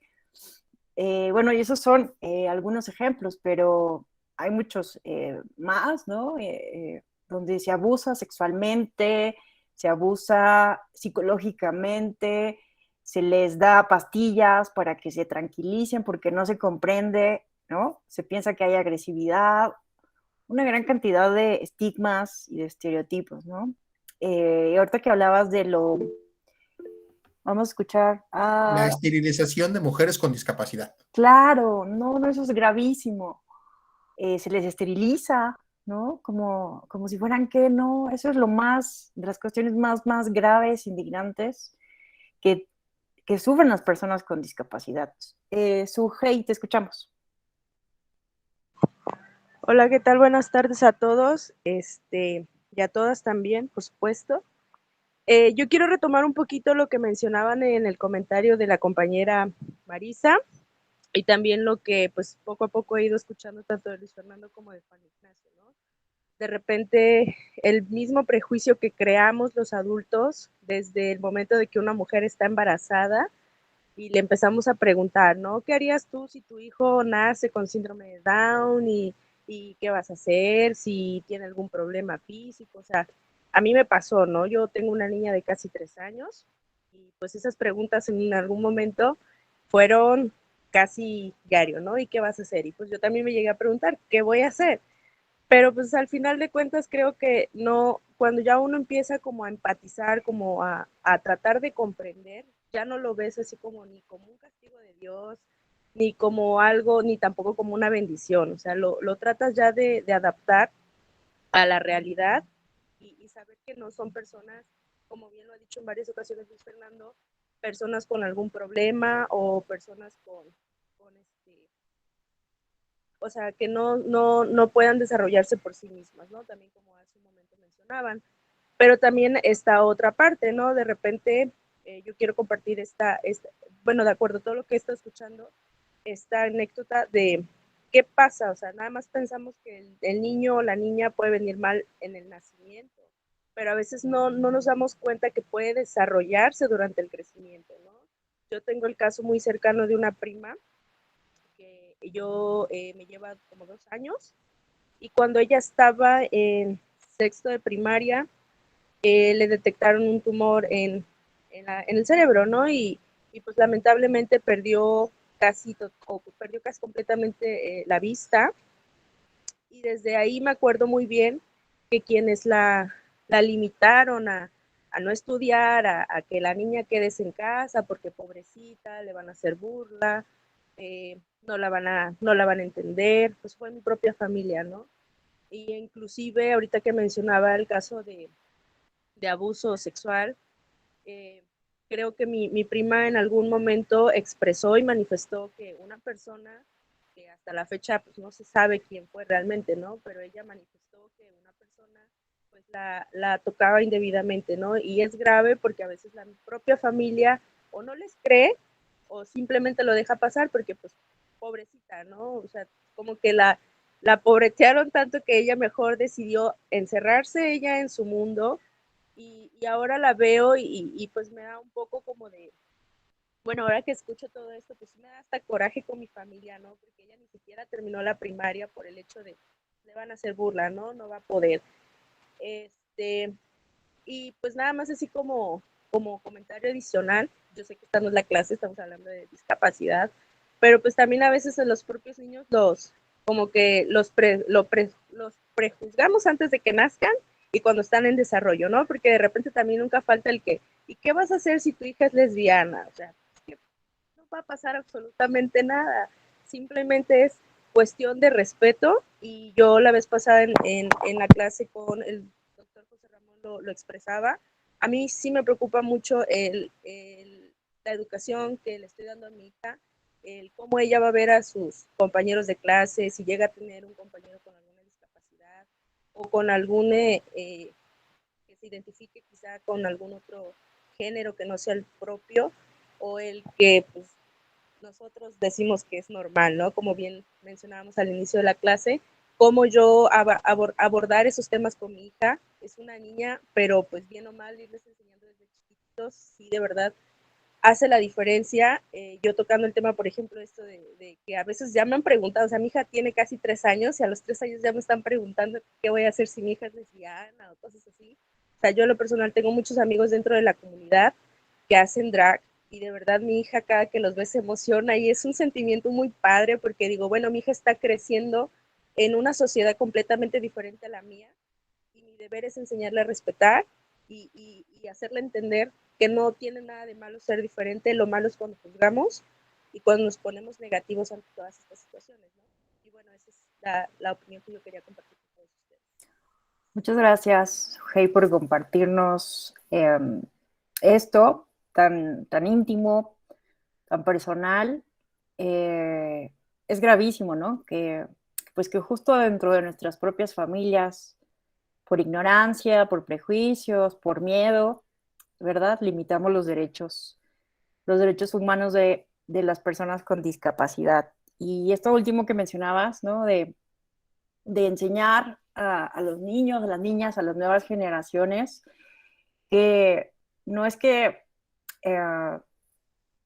pues en realidad, ¿no? La diversidad humana. Yo creo que ese es el tema central, que en realidad los seres humanos somos tan diversos, tan distintos, y que Entonces, al final del día, la discapacidad la debemos de entender como las barreras sociales, culturales e ideológicas que creamos nosotros mismos para impedir el desarrollo pleno, ¿no? Hay historias, ¿no? Pensando en para entrar a trabajar, ¿no? A algún lugar, la discriminación, los exámenes psicométricos, muchas cosas que directa o indirectamente, pues sí privilegian este capacitismo, ¿no? Y bueno, también les quería contar que a veces también hay discapacidades invisibles, ¿no? Enfermedades invisibles, enfermedades crónicas, ¿no? Que también eh, generan situaciones de discapacidad en las personas, ¿no? Y pues muchas veces a las personas con enfermedades crónicas, como es mi caso, pues nos da miedo decirlo porque no nos vayan a discriminar, no nos vayan a despedir, no nos vayan a dejar fuera, ¿no? A mí siempre me da miedo, por ejemplo, pues que no me quiten tareas, que no me dejen dar clases, que me vean como que no puedo hacer cosas por tener una enfermedad crónica, ¿no? Entonces, pues sí, es luchar contra este capacitismo. Juan Ignacio. Sí, pero ahorita que estás mencionando esta parte de la enfermedad, de las enfermedades crónicas, que son degenerativas, porque ni siquiera, si las tuvieras y ahí se quedaran, pues no habría tanto problema, ¿no? Aprendes a convivir con ellas. Pero como son degenerativas y la funcionalidad que tiene estar va disminuyendo conforme pasa el tiempo, muchas veces te van atando a tu propio núcleo, ¿no? Y digo, contar ya con el apoyo de una familia o alguna cosa así, pues en estos casos pensar en irse a estudiar al extranjero, pues es impensable, ¿no? Y entonces cuando tú buscas una oportunidad, pues te encuentras que a lo mejor compites con alguien que vino de Castilla, que a lo mejor sabe menos que tú, pero como vino de Castilla, oh, súper bien y súper guapo, y tienes menos oportunidades. Entonces también eso habría que reflexionar mucho esa parte, ¿no? Porque a veces sí te preparas en lo que a ti pues en lo que te alcanza de alguna manera, ¿no? Porque uno trata de tener su propio bienestar y de repente este mismo capacitismo nos lleva a pensar que una persona en estas condiciones no es igual de capaz que otra persona. Entonces, creo que eso también hay que decirlo de esa manera. Totalmente, ¿no? Y ahí influye el elitismo, ¿no? El eurocentrismo, etcétera, etcétera. Luis Fernando.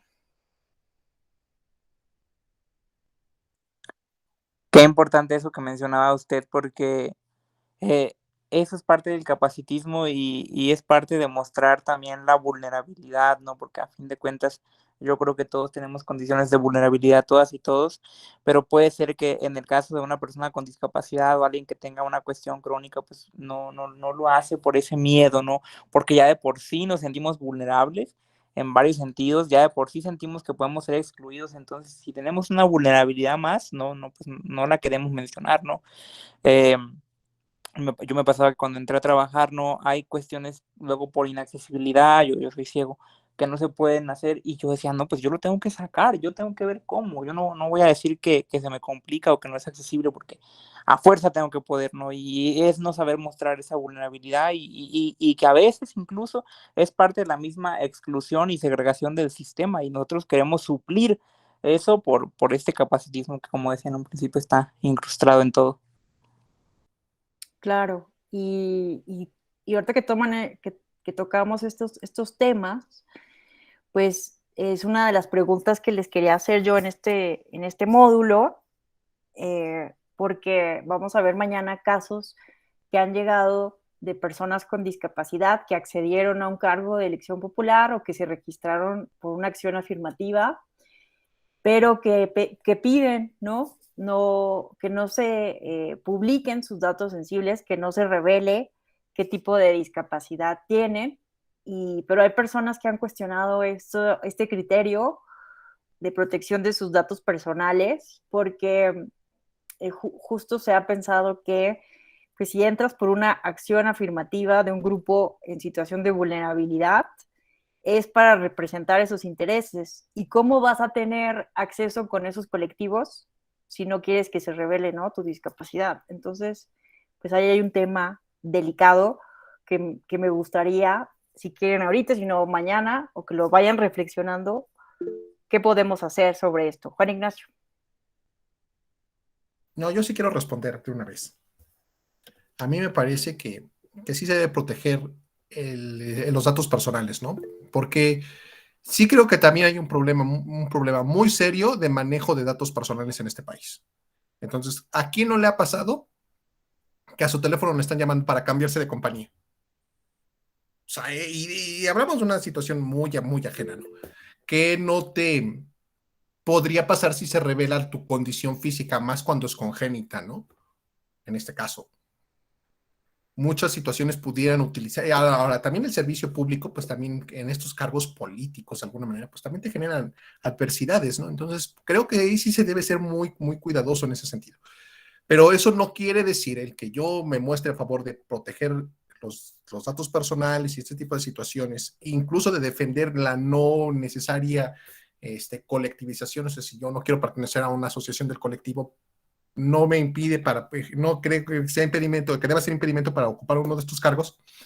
No creo que esto sea suficiente o sea motivo para negar la reciprocidad para con el grupo. O sea, creo que ahí sí debe haber una obligación de quien se ve beneficiado de una acción afirmativa o de un ajuste razonable a ser recíproco con su colectivo para evitar lo que estábamos hablando siempre. O sea, esto cruento que también se da al interior del colectivo. O sea, como yo ya llegué, como la ley dice que más o menos 3% de personas con discapacidad deben ocupar estos espacios, y yo ya llegué, yo ya ocupo esta posición, pues si vienen más, entonces me pueden quitar mi trabajo y entonces me vuelvo cruel, ¿no? Creo que eso no va. Entonces ahí sí tiene que haber una reciprocidad y encontrar este punto de equilibrio entre estas dos cosas. Es lo que quiero comentar al respecto. Muchísimas gracias, Juan Ignacio. Luis Fernando. A mí me parece que no. A mí me parece que como servidor, bueno, en este caso, por ejemplo, quien es servidor público, ¿no? De alguna manera hay ciertos datos que van a ser visibles y qué pasa con las demás personas. Entonces, en este caso, alguien que entra por una acción afirmativa, pues yo creo que de igual manera, no creo. Sí entiendo la cuestión que dice Juan de esta cuestión de pues la inseguridad y todo, ¿no? Pero pues a fin de cuentas, si estás en una cuestión de cargo público, pues hay cierta remanencia de ti que hay que saberse, ¿no? Y más en este caso, si es una persona que entra en una acción afirmativa y sobre todo que entra a representar a un colectivo, creo que es importante que pues que su colectivo lo identifique, que su colectivo sepa, porque como dice Juan, y yo lo he visto, incluso hay gente que entra por una acción afirmativa y luego hasta se olvida que, que viene del colectivo, ¿no? Y se olvida que no solo es un compromiso individual. Yo creo que alguien que entra a un cargo público siempre tiene un gran compromiso, y más aún una persona que entra a representar a un grupo vulnerable, porque somos los menos representados. Qué interesante, la verdad es que es muy interesante, ¿no? Conocer sus puntos de vista porque, pues bueno, mañana vamos a analizar los casos y pues se ha considerado, ¿no? Que tienen derecho a la privacidad. Entonces creo que es importante hablarlo, discutirlo, porque es esta tensión, ¿no? Entre los derechos individuales y los derechos colectivos, que siempre están jugándonos malas pasadas en la democracia contemporánea. Vamos a escuchar a Fernando. Habías levantado la mano, la bajaste después, ¿ya no quieres participar?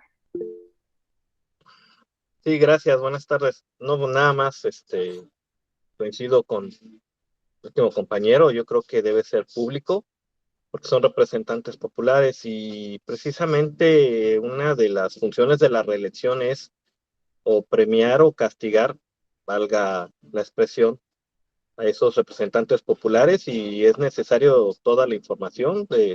No veo por qué se tenga que negar su origen o su condición, porque estamos hablando en que no va a ser motivo de discriminación, o no debería.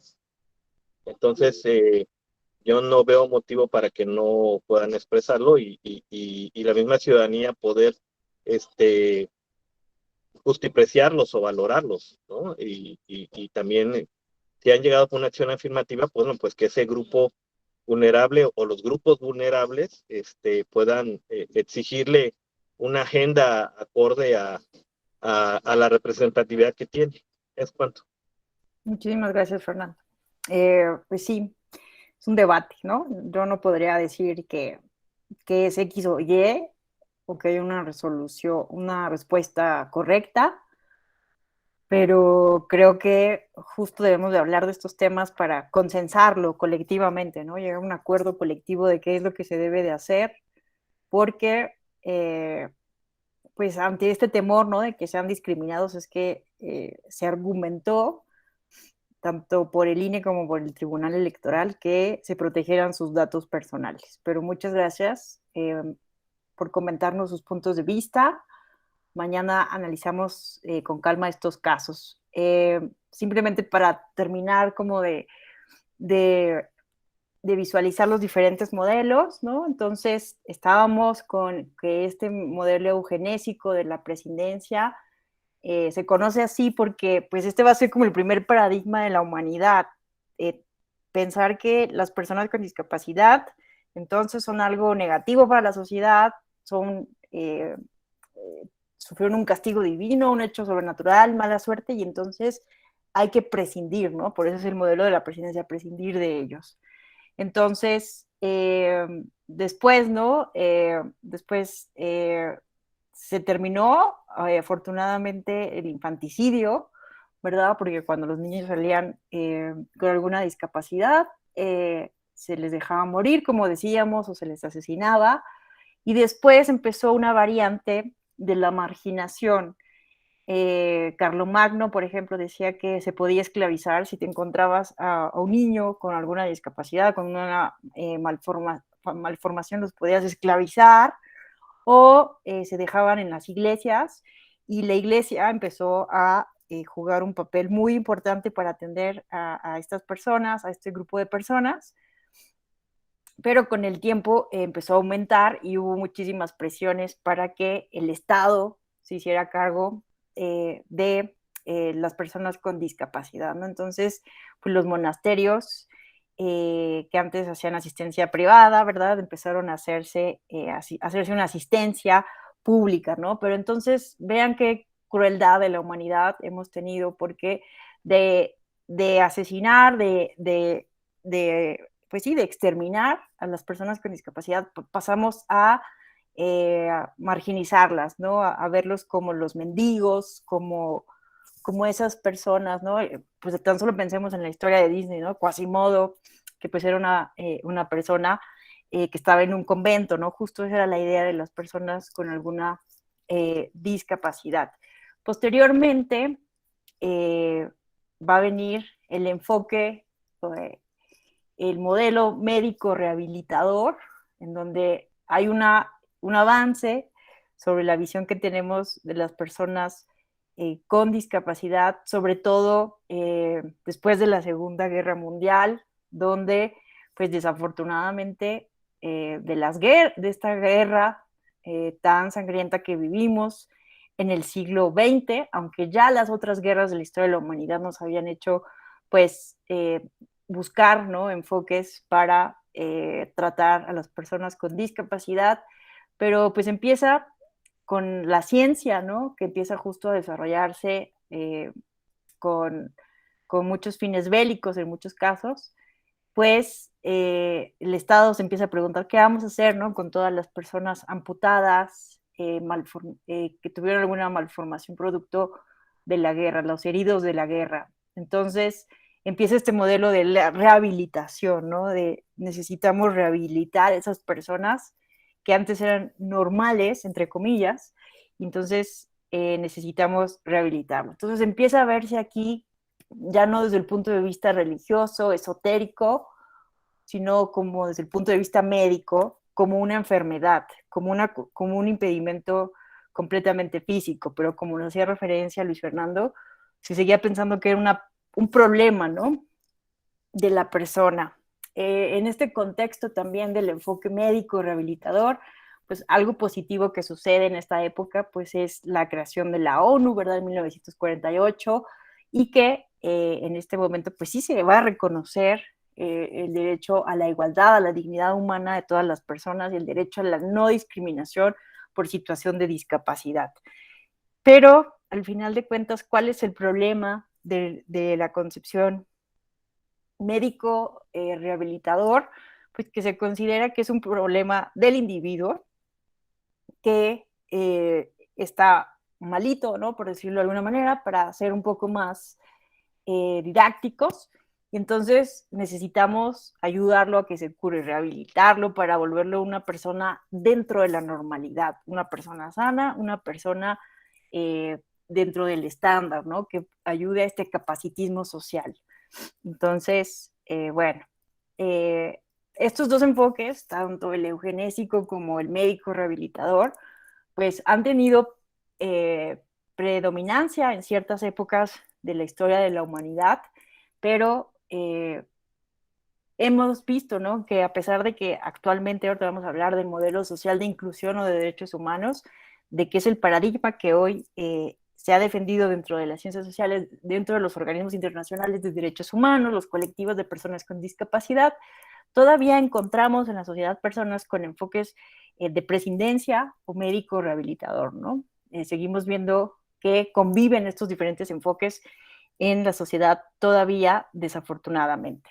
Entonces, ¿cuál es el enfoque que debe utilizarse para abordar el tema de las personas con discapacidad? Es el paradigma o el enfoque social o inclusivo, ¿no? O de derechos humanos. Entonces, partimos del hecho de que la discapacidad no es un problema de los individuos, sino es un problema social, un problema consecuencia de las barreras que nosotros mismos creamos, ¿no? No es que la persona tenga un problema y que por eso no puede integrarse a la sociedad, sino que nosotros como sociedad creamos prejuicios, estereotipos, límites que impiden esa inclusión, ¿no? Entonces, en 1976 se redacta en Inglaterra el modelo social inclusivo, que justo pues es retomado, influido en la Convención Internacional de Naciones Unidas sobre los derechos de las personas con discapacidad, que el Estado mexicano ratificó en 2008 y que gracias a la reforma en materia de derechos humanos de 2011 es ya una ley, una norma de cumplimiento obligatorio para el Estado mexicano. Entonces, esta imagen, ¿no? Puede resumir el paradigma de la inclusión social, que ya no es segregar, ¿no? Eliminar del círculo social, sino es incluir. Es el modelo de la inclusión, en donde todos somos iguales, aunque paradójicamente tengamos capacidades distintas, ¿no? Todos tenemos, no solamente las personas con discapacidad, sino creo que ese es el enfoque más adecuado, que todos tenemos capacidades distintas, ¿no? Todas y todos, todes. Entonces, bueno, les quería enseñar que justo, ¿no? La Convención Internacional de Naciones Unidas sobre Derechos de las Personas con Discapacidad, pues tiene este formato de lectura fácil que les quería enseñar, ¿no? Que si ustedes entran a este link, se puede escuchar el texto. Convención Internacional de Naciones Unidas sobre los Derechos de las Personas con Discapacidad en fácil lectura. Tipo de publicación. Cuadernos de Buenas Prácticas Legislación. Publicado en 2016. Editorial. Real Patronato sobre Discapacidad y Alberto Anula. Grupo Diles. Lectura fácil. No. Bueno, esto es un ejemplo, pero en teoría todos los documentos, todas las páginas públicas y privadas tendrían que tener un acceso, accesibilidad para todas las personas con discapacidad, ¿no? En este caso, para las personas con alguna deficiencia auditiva, visual, pero si ustedes descargan el archivo, pues espérenme, aquí acaban de levantar la mano. No estaban viendo mi pantalla, ¿verdad? Luis Fernando, te escuchamos. Sí, maestra, gracias. En principio, si nos puede compartir el link para checar este formato de lectura fácil, ¿no? Me gustó cómo lo lo reproduce y todo. Y por otro lado, eso que usted mencionaba de que incluso también es otro principio, ¿no? Como parte de la accesibilidad, que todos los documentos y plataformas, web, páginas estén accesibles para personas con discapacidad, y eso debería ser. Hay un estudio que hizo una asociación muy importante aquí en México dedicada a ese tema, que habla de que así debería ser, pero que en la teoría pues no llegamos, creo que ni a un 20%, 25% de accesibilidad en cuanto a la información, en cuanto a plataformas. Entonces eso es interesante, ¿no? Y por otro lado, referente al modelo social, precisamente es eso, ¿no? Que conforme al modelo rehabilitador anterior, pues se pretendía que la persona con discapacidad pues subsanara una deficiencia para que se normalizara, ¿no? Y este modelo social plantea todo lo contrario. La sociedad es la que tiene la deficiencia, la sociedad es la que tiene la barrera, y eso lo podemos contrastar y lo podemos verificar fácilmente, ¿no? En el sentido de que si yo, por ejemplo, soy una persona ciega, y entonces salgo a la calle y en la calle encuentro guías podoctátiles, que son con las que se siente cuando una persona ciega rastrea el bastón. Si esa persona al cruzar la calle encuentra un semáforo sonoro, si esa persona al llegar, por ejemplo, a la escuela encuentra que la escuela está adaptada, que los maestros no tienen una actitud discriminatoria, entonces te das cuenta de que realmente no hay limitación, porque se subsana esa cuestión, Claro. y entonces puedes adaptarte plenamente al contexto, ¿no? A eso es a lo que nos referimos con que la deficiencia realmente está en las barreras sociales más que en la condición física, porque si las condiciones están adaptadas para que uno pueda desarrollarse, entonces realmente la discapacidad no pesa, la discapacidad no afecta ni es tan sufrida, ¿no? Como luego dicen. Claro. Gracias. Y creo que, ¿no? Que justo eso que dices demuestra, ¿no? Que las limitaciones están en la sociedad, porque sí, totalmente de acuerdo contigo, lo estoy repitiendo, ¿no? Pero cuando quitamos todas esas barreras y abrimos, ¿no? Diferentes canales de accesibilidad, nos damos cuenta de que nosotros éramos los que estábamos poniendo esos obstáculos, esas limitaciones. Completamente de acuerdo contigo, Luis Fernando, ¿no? Entonces, por eso me quería compartirles, ¿no? Que podemos justo leer, escuchar la Convención Internacional de los Derechos de las Personas con Discapacidad. Las podemos leer en un formato fácil y además escucharla, ¿no? Ya compartí aquí el link, Luis Fernando, para que lo revises a ver qué te parece. Juan Ignacio, te escuchamos. Sí, nada más quería hacer una precisión respecto del comentario que decía hace rato respondiendo a tu pregunta. Cuando yo me refiero a la protección de esta parte, me refiero a la condición que genera la discapacidad. Creo que eso sí se debe proteger y no la clasificación de la discapacidad propiamente. Claro, debes identificar quién pertenece a cada grupo, ¿no? Creo que eso sí. Pero, por ejemplo, para el caso de la discapacidad, pongo como ejemplo, para el caso de la discapacidad auditiva, hay varias condiciones que te la generan. Me parece que la condición que la genera es la que no es necesariamente de interés público y es la que sí se debe proteger. No tanto el saber si una persona o no se ha visto beneficiada y entra dentro de estas discapacidades auditivas o no. Solamente esa precisión nada más. Claro, muchísimas gracias, Juan Ignacio. Voy a leer aquí el comentario de Sujei. Bueno, antes habían puesto Marisa. Algo que también es gravísimo es cuando los padres o madres rechazan o se niegan a aceptar que su hijo o hija tenga alguna discapacidad. También tengo una experiencia cercana con un primo que tiene autismo y recibió tratamiento muy tarde. Sí, es muy triste, ¿no? Gracias por compartirnos estos casos tan personales y directos con el grupo. Sujei, aquí en Jalapa, a ver si hay semáforos sonoros, pero solo en la zona centro. Y esto fue promovido por una persona con discapacidad visual, la cual ha sufrido más de un acto de discriminación en plazas u hoteles en donde no le permiten acceder con su perro guía. Ay, no. Eso que menciona Sujei también es muy importante, ¿no? Hay lugares donde sí hay semáforos sonoros, pero muchas veces son en las zonas más exclusivas de las ciudades, ¿no? En la periferia o en las zonas más marginadas de las ciudades no tenemos ni rampas para bicicletas, ni rampas para personas que usan silla de ruedas, no hablemos de semáforos sonoros. Y bueno, toda esta ignorancia pues no impide, ¿no? Que la persona entre con su perro guía. Es muy lamentable. Luis Fernando. Sí, respecto de esta situación, realmente hace falta muchos cambios, sobre todo en cultura, pero en infraestructura tampoco hay nada. Yo digo que siempre he andado migrando, ¿no? Porque yo, bueno, soy de un estado, luego me vine a otro, y luego, bueno, pero es otra historia.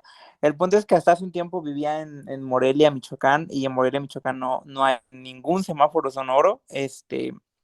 Luego había el tema de las rampas, pero como las hacen por hacerlas y por cumplir, pues ni siquiera eran rampas realmente adaptadas para personas con usuarios de silla de ruedas, ¿no? Semáforos sonoros, como digo, no hay ninguno. Y hasta hace un tiempo, bueno, me cambié a vivir a la Ciudad de México y luego yo escuchaba que decían, no, es que en México sí hay semáforos sonoros, pero como bien lo señalaba usted, maestra, solo hay en calles más concurridas, en zonas muy transitadas, muy comerciales, pero no es como que en todos los lados haya un semáforo sonoro. Realmente un semáforo sonoro todavía ahorita es como que una cuestión de, no sé cómo lo ven los estados, como una cuestión de lujo, porque no lo ponen en todos lados, cuando en realidad es una necesidad básica para que una persona con discapacidad pueda ejercer su derecho al tránsito. Por supuesto, sí. La verdad es que ahorita yo no recuerdo dónde hay, a lo mejor ahorita en Avenida Coyoacán, de los más cercanos que recuerdo, en Insurgentes, en Reforma, en el centro, en el Zócalo, bueno, hablando de la Ciudad de México, pero ¿no? En otras delegaciones, rumbos o en calles menos concurridas, pues no. Y pues sí es una violación a los derechos humanos de las personas. No poder tener acceso, ¿no? A algo tan básico como poder cruzar una calle. A ver, les quiero compartir, es que les quería decir, esto de las rampas que dices también, Luis Fernando, es muy importante porque hay normas, ¿no? Que se deben seguir, una altura, una inclinación, que deben seguir las rampas para que las personas tengan accesibilidad adecuada. E incluso, ¿no? Las personas que en silla de ruedas, los de escritorios, los baños públicos, todo debe de estar construido a una altura, ¿no? Hay normas técnicas que los arquitectos, los ingenieros tendrían que estar siguiendo para poder cumplir con las medidas de accesibilidad. Les voy a compartir este link. En este link ustedes pueden encontrar esta guía que a mí me parece muy, muy buena, que justo pues es la base de este diplomado, de este módulo que estamos ahorita, que es Guía para la Inclusión de Personas con Discapacidad y que está enfocada justo enfocada al acceso a la justicia y los derechos político-electorales. Esta guía fue elaborada por María del Carmen Carrión Castro, ex magistrada de la Sala Regional Especializada, y justo pues aquí viene detallado más a profundidad lo que aquí hemos expuesto, pero justo aquí vienen las reglas, ¿no? De las rampas, ¿no? Que deben, aquí está, miren, vean, ¿no? ¿Sabías que no da lo mismo cualquier inclinación de la rampa? La norma técnica de accesibilidad establece el ancho, el largo y la inclinación que debe tener una rampa. La inclinación o pendiente debe ser máximo de 8% como dato curioso. Así se calcula la distancia horizontal de una rampa para que tenga dicha pendiente. Entonces, muchas veces, como dice su compañero Luis Fernando, ponen rampas, pero sin cumplir estas normas técnicas, con una elevación, una inclinación muy elevada que hace inaccesible en realidad a las personas con silla de ruedas, ¿no? Entonces, pues todos estos detalles deberíamos de cuidarlos para garantizar los derechos. Valeria, no sabía que estabas ahí en este grupo. Bienvenida, buenas tardes. Qué gusto verte. Te escuchamos. No, fue un error. Ok. Pero bueno, bienvenida a participar cuando quieras levantar la mano. Luis Fernando. Sí, nada más eso que como bien usted señalaba, ¿no? Luego el diseño de estas rampas y todo eso, pues no queda bien porque realmente lo hacen por cumplir, ¿no? Y aquí es cuando yo digo que es la culpa también de que no haya representantes en materia. Claro. Porque luego, pues a veces las personas lo hacen, pero no lo hacen con una verdadera conciencia de lo que implica la discapacidad, y es que por eso luego sale mal la política, porque la implementan por simplemente quedar bien o por ¿Y en dónde cumplir. estamos, no? Exacto. Sí, entonces miren, por ejemplo, ¿no? Se tiene que tomar en cuenta estas medidas de acuerdo a, pues, a la normatividad. Este es del gobierno, un ejemplo de la normatividad del gobierno de la Ciudad de México, ¿no? Entonces vean cómo los escritorios, las recepciones deben de tener cierta altura. Muchas veces vemos estos hasta acá, ¿no? Muy altas, y pues son inaccesibles, ¿no? Son barreras que, insisto, ponemos nosotros como sociedad a las personas con discapacidad. Bueno, entonces, ¿alguien tiene por ahí un micrófono prendido y estamos escuchando su conversación o la televisión? Creo que ya nos ayudaron a apagar. Muchas gracias. Entonces, pues bueno, también les invito, además de esta guía en materia de derechos político-electorales, pues a descargar la Convención Internacional de Naciones Unidas sobre Derechos de las Personas con Discapacidad, que además de escucharla,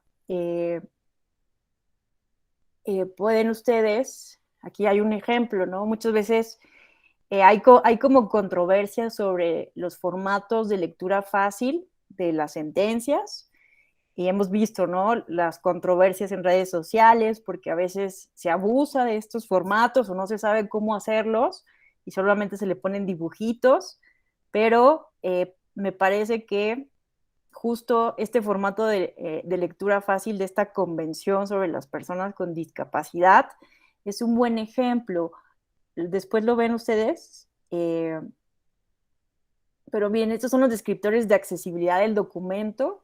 Aquí se puede apreciar que es un documento extenso, un documento institucional, un documento editado con ilustraciones para facilitar la comprensión, un texto adaptado para lectores de nivel básico, un documento de dominio público y un documento jurídico, ¿no? Entonces también tenemos que recordar que muchas veces el lenguaje jurídico especializado puede ser una barrera social de acceso y de inclusión a las personas con discapacidad.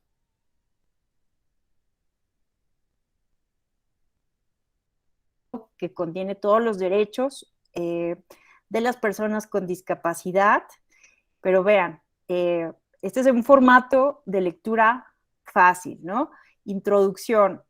Los países de la Convención aceptan que todas las personas tienen los mismos derechos y libertades. Los países aceptan también que las personas con discapacidad, ¿no? Y vean que no hay dos puntos, justo para evitar, ¿no?, que cuando se lea sea como tropezada la lectura.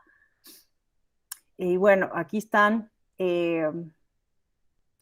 pues las declaraciones, ¿no? Estos preámbulos que tienen las convenciones, pero vean, el artículo 1, propósito. Las personas con discapacidad son personas con deficiencias físicas, mentales, intelectuales o sensoriales a lo largo del tiempo.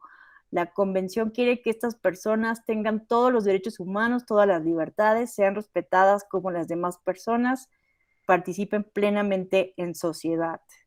Entonces, aquí se va incluyendo imágenes para describir conceptos importantes para la inclusión.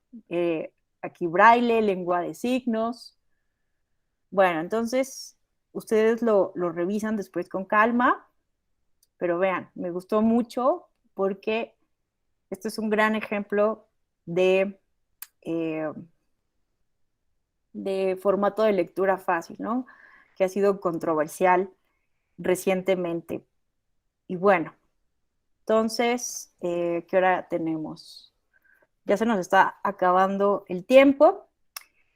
Entonces nos quedamos con que la discapacidad, las personas con discapacidad son aquellas con deficiencias físicas, mentales, intelectuales o sensoriales a largo plazo que al interactuar con diversas barreras pueden entonces impedir su participación plena y efectiva en la sociedad en igualdad de condiciones con los demás, ¿no?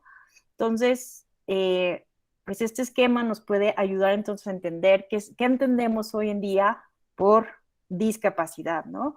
Son entonces el conjunto, ¿no?, de las deficiencias físicas, mentales, intelectuales o sensoriales, que puede esto implicar la variación o pérdida de una estructura corporal o de una función fisiológica, entre las que se incluyen las funciones mentales, pero que esto no sería ningún problema, como lo dijo muy bien Luis Fernando y Juan Ignacio, si no existieran estas barreras físicas, sociales y culturales, ¿no?